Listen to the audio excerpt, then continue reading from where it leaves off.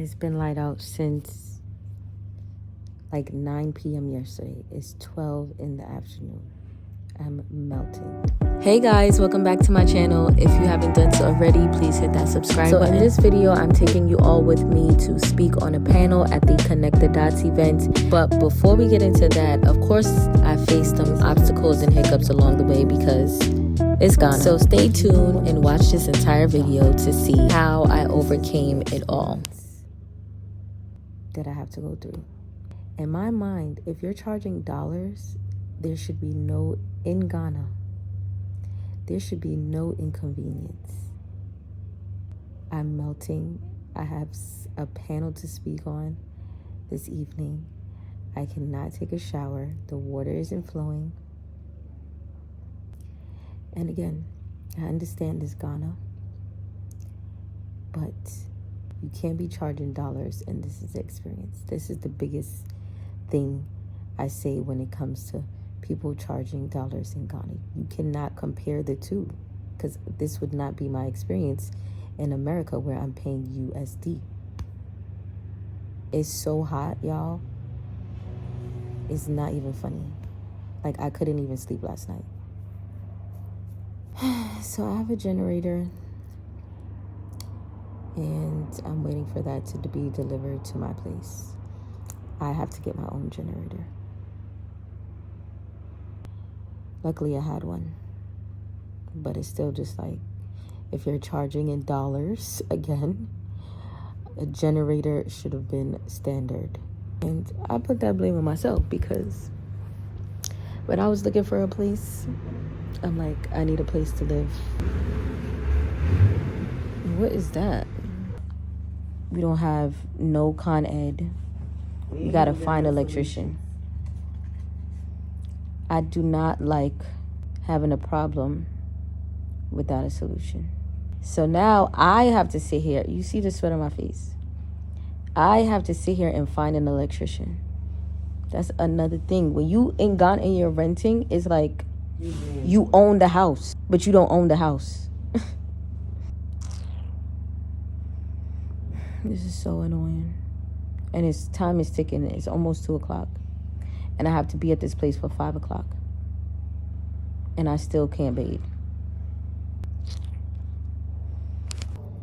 Can't find no electrician. I wanted to get an electrician so that he can connect my generator. Luckily, the breaker was connected already. So all he has to do is connect it to. This is what I'm wearing to my speaking engagement today.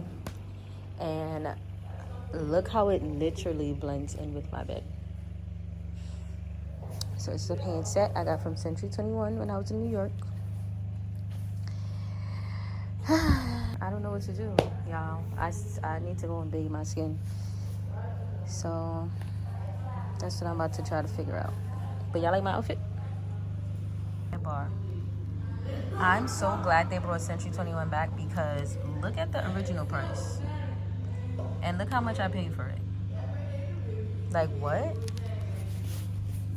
Century 21 was that girl. When I was younger, I used to get my True Religions. Look, $280, $34.99, and the top was $320, and I paid. I used to get my True Religions. It's the brand. True Religions, my Juicy Couture sets for cheap. Not cheap, for discounted price. But I'm waiting in there and buying the pack. oh my gosh, I have somewhere to be. Like, that's why I wanted you to come quick. Give me a few minutes, I'll be there. Thank you. Okay. Why would the guy be buying food when he's supposed to be dropping off my generator? Jesus. I'm gonna show y'all when I'm dressed and ready and showered and not sticky and sweaty with my wig on.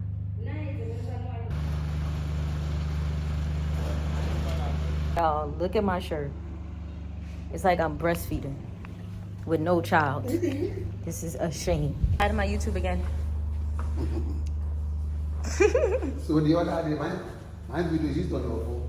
It's on my YouTube channel. Everybody was saying I was complaining about giving you a tip. Didn't I give you a nice tip that day? Oh. I gave you extra, right? No problem. You're always welcome. Exactly. Thank you.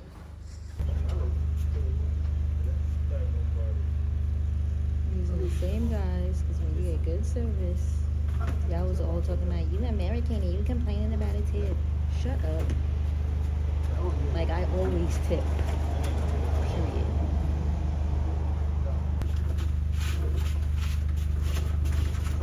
Hi. So much going on at one time. Guys, look at me breastfeeding.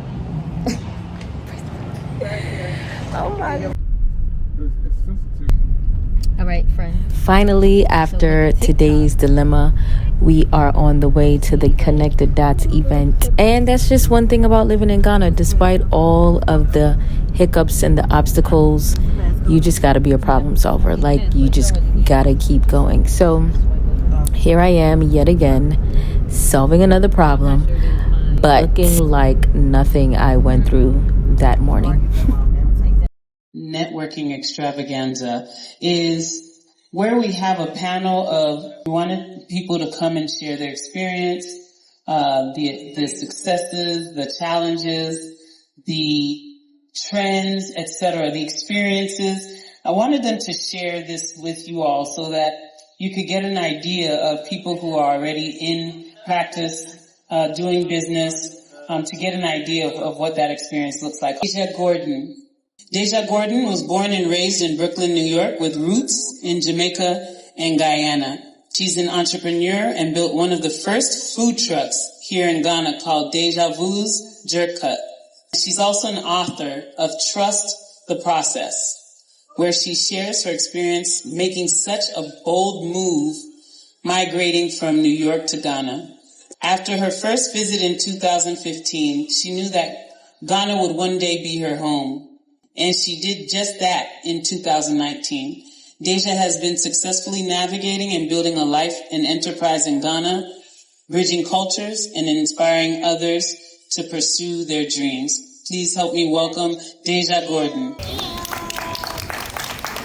All right. Next on the panel, I have Jazara Ajamine.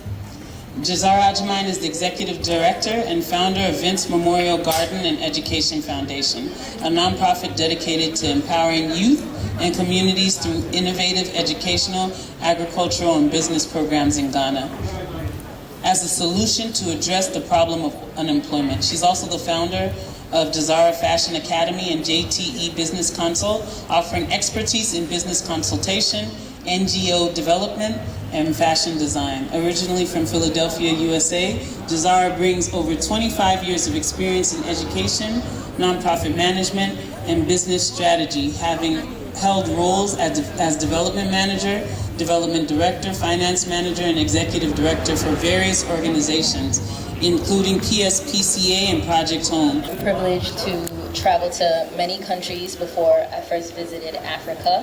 One of my goals was to travel to all 7 continents. At this time, I would say I was 22, and Antarctica and Africa were the last 2 continents that I didn't visit. And at that time, I realized that I never considered visiting Africa. So when I had that thought, I was a little disappointed in myself, because being a black young lady, what they were doing in America was actually working on me, as far as giving us this perceived notion of what Africa was like, rather than us seeing for ourselves. So I said to myself that I'm going to Africa. I didn't know where, I didn't know when, I didn't know anybody there, but I just knew that that's something that I wanted to do. My family gifted me a ticket to Ghana for Christmas, which I was super happy about. It reminded me so much of Jamaica. So my grandfather's from Jamaica, and I visit there often. And so when I saw Jamaican flags throughout the taxis, I would hear reggae playing on the radio, and I just asked, what was the obsession with Jamaica? I was shocked. And one of the Uber drivers, or taxi drivers rather, because there wasn't Uber at the time, this was in 2015, he told me that they just love the culture. He gave me some more insight on the connection between Jamaica and Ghana. He told me that, the Ashanti flag and the Jamaican flag has the same colors, And I went to go do my own research, and I learned that there was a direct connection between Ghana and Jamaica. I went back to work. I used to work for the federal government, and Ghana literally had me in a chokehold. I could not stop thinking about Ghana because it was just a feeling that I never experienced, and I didn't know existed. When you have to experience Africa first to know what true freedom feels like as a black woman, right? So it wasn't until I went back to America that I realized all the pressures and all the weight, and I realized that I'm a black woman, right? Here on the continent, well, in Ghana, it wasn't me being a black woman. I had the freedom to just be who I am, just to be Deijha, just to be myself. So I had a dream, right? It was all a dream, my studio.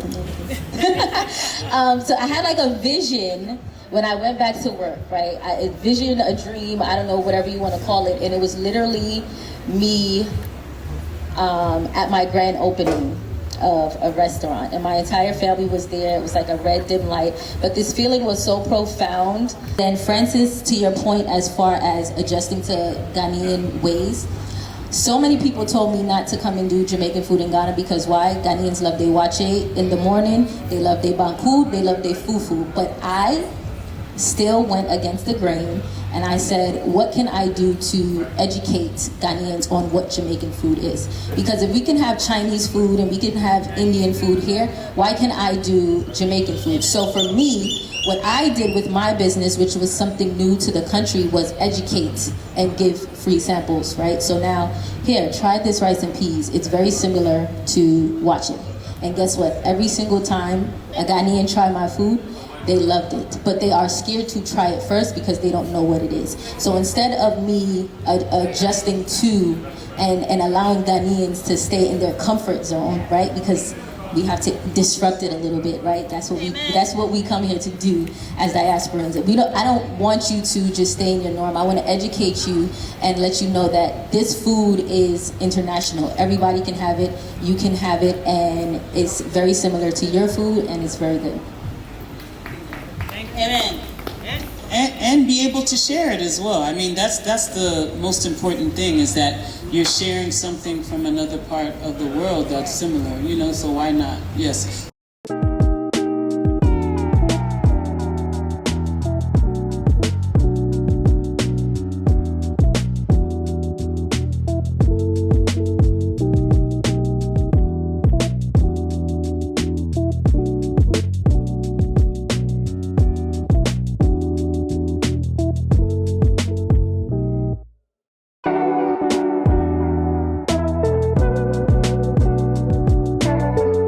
So guys, that sums up this video. I know I'm behind on the Vlogmas, but I have so much content to get out to you, and don't worry, I will.